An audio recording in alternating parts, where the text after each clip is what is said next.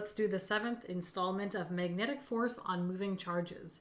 The particle below has a negative charge.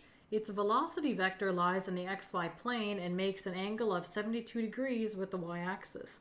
If the magnetic field is along the positive x direction, what is the direction of the magnetic force on the particle? Okay, so I introduced this in the previous video, but a really nice way of doing the direction of force comes from the formula for magnetic force. So remember the formula for FB is QVB sine theta. Well, I introduced in video 177.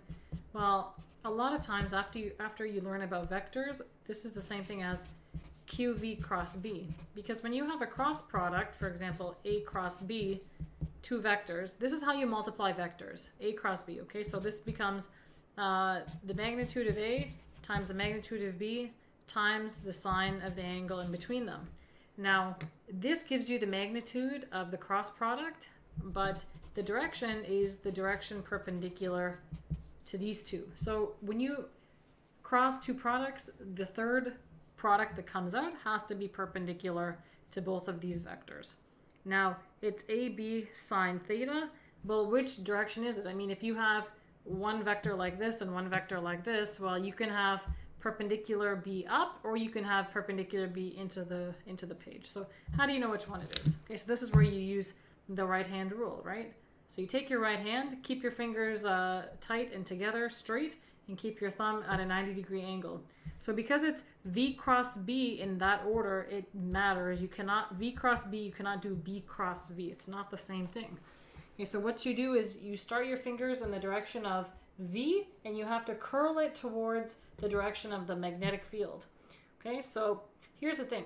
You see how I just had my hand? I'm trying really hard to bend it backwards to make it line up with V. I cannot bend it back and curl it towards B because my fingers don't curl backwards. They curl forwards, right? Which means I have to orient my hand. My thumb can't be pointing up. It's going to have to be pointing down. Now, if my thumb points down, now I can do it all of a sudden. Now imagine, hold your hand so your thumb's pointing down, your fingers point along the direction of V. Let me actually readjust this so you can see what I'm doing.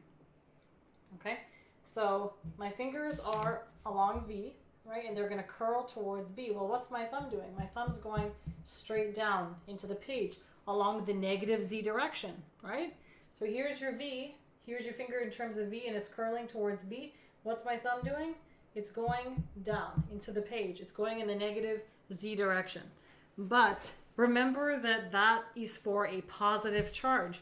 In this problem, we have a negative charge. So whatever a positive charge would do, the negative charge would do the opposite.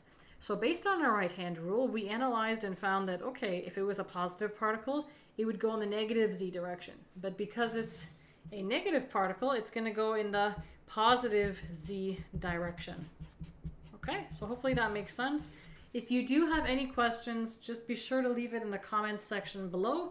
For this question, we just had to figure out the direction of the magnetic force, and there it is, guys. So yeah, that's it for this video. Enjoy the rest of your day, and I will catch you next time in video 179, Magnetic Force on Moving Charges 8.